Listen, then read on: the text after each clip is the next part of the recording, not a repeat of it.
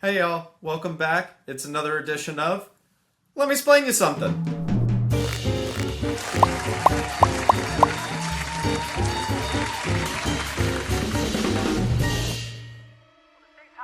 Has derailed a ballot question concerning rent control, saying it cannot go before voters because it includes religious exemptions. Potential return of rent control in Massachusetts could soon be in voters' hands, and it's already impacting the housing market. The proposal would limit annual rent increases to match the cost of living with a cap at 5%. Supporters are urging lawmakers to pass rent control now instead of waiting for it to become a November ballot question. Now today, we're going to be explaining about rent control, which has been in the news a lot lately in Massachusetts. There was a ballot initiative that just got knocked down by the state Supreme Judicial Court, and really, it got defeated on a technicality. There was some language in the ballot measure that was specific to religious institutions. Basically, the way it was written was that rent control would apply to for-profit landlords, but would not apply to nonprofit landlords and religious institutions. And so the state Supreme Court knocked it down because I guess you can't write a law that has specific language regarding religion, that if the ballot measure had just been written as for-profit versus nonprofit, that it would have been allowed to continue. And so for that reason, we do think that this is not over, that the state didn't decide that rent control couldn't happen. It's just said the way that this was written couldn't be written that way. So we do think that this might come back again in future years. But we'd like to talk about this a little bit from the viewpoint of like what it would do and the effects that it might have, without getting too much into whether or not rent control is good or bad.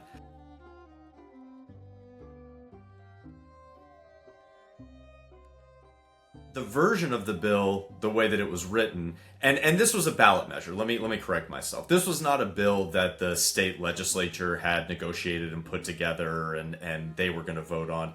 This was going to be a ballot question, so they collected however many signatures you need, 100,000, 500,000, and it was going to be on the ballot in November as basically a yes-no. Yes, rent control, no, not rent control. And the way that it was written was very, very restrictive. It would have affected the entire state of Massachusetts, and basically it would have capped rent increases at 3 to 5%, or the consumer price index, whatever was lower. And the version of the bill that got knocked down, in between tenants, it would not have allowed landlords to go back up to market rate. So really one of the most restrictive versions of rent control that anyone has suggested nationwide. And so when this was leading up to the vote in November, the Greater Boston Real Estate Board partnered with the Center for State Policy Analysis at Tufts, and they created a model that they thought would kind of speak to like what would happen if this rent control measure got passed.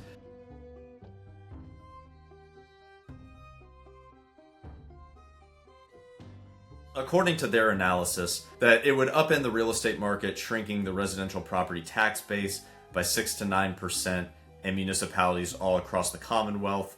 Losses would mount over time. After a decade, property values would decrease by nearly 14%, costing home and property owners roughly $300 billion. And there's more stats and things, but the basic overview of what they're saying is that, and this is something that I think a lot of people who are for rent control maybe don't take into account when pursuing these kind of initiatives is, if you think about it, it makes perfect sense. If you have a piece of property where you're allowed to do whatever you want with the property, that property is more valuable. If you have a piece of property where it's restricted what you can do with the property is less valuable. So I'll give you an example. If you have a piece of land and you're allowed to build whatever you want on the piece of land, you can build residential, commercial, industrial, whatever, that land is more valuable. If you have a piece of land where you can't build anything on the piece of land, maybe it's protected land, it borders marshland or something, you can't build houses, you can't build stores, you can't build anything, obviously that is going to be a less valuable piece of land. And so the same thing applies to rent control. If you've got a property where you're allowed to rent it out and you can charge whatever you want for the rent and no one's restricting you, that property is more valuable than if you can't rent it out, or if you're restricted on the ways that you are able to rent it out, then the property becomes less valuable. And all of these towns, big towns, small towns, they are collecting tax dollars through property taxes. And the way that property taxes are assessed is based on the value of the property. So if you have a piece of property that's worth $500,000 and your tax rate is 8%, then you are taxing them based on the value of the property. If the value of the property goes down, the assessed value goes down, and the property taxes that you collect go down. Obviously, towns are allowed to raise their taxes. There's some rules in Massachusetts about how much you can raise property taxes, but if you pass a bill that reduces the value of property, you are going to reduce your property tax bases all across the Commonwealth. And we're already seeing budget shortfalls in towns all over the state, and not just less wealthy towns. We're seeing it in rich towns. Where Marblehead recently had an issue with budget shortfalls. They were going to have to close their library. The town of Lexington is laying off 60 plus full-time teachers because of budget issues.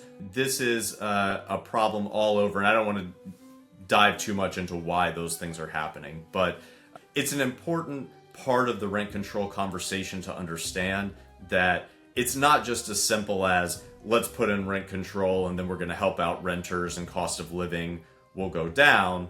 Anything that you do in this regard, it has ripple effects. It's the law of unintended consequences.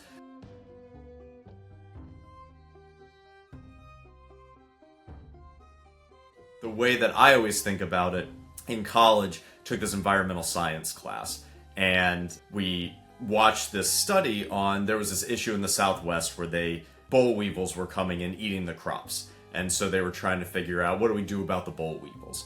And so they introduced bullfrogs into the environment because they said, hey, these bullfrogs, they're going to eat the boll weevils and that'll protect the crops.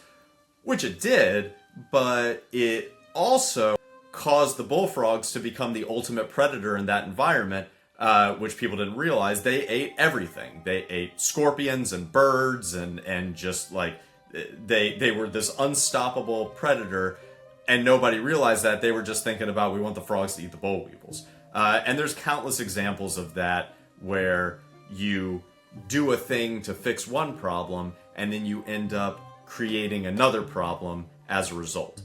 And all the studies that we've seen seem to speak to that with rent control, especially a very restrictive version of rent control.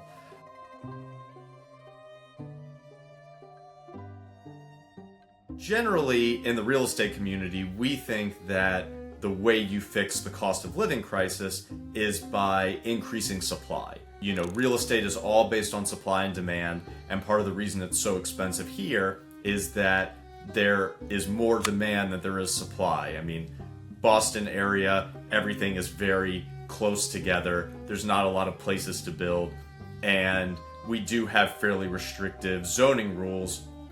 When you look at Boston or Somerville, Cambridge is getting a little bit better. Cambridge passed that. They got rid of exclusionary single-family zoning last year, although people in the town think that that was more of a benefit to developers than it is to people who are worried about cost of living issues. And we don't need to get into that too much on this talk, but all of that is something to consider when you're thinking about whether or not rent control is a good idea and whether or not it's going to solve the state's problems, that you might solve one problem and then create a worse problem where now you're having to get rid of services or fire government employees or figure out where you're going to make up the money from the taxes that you're losing.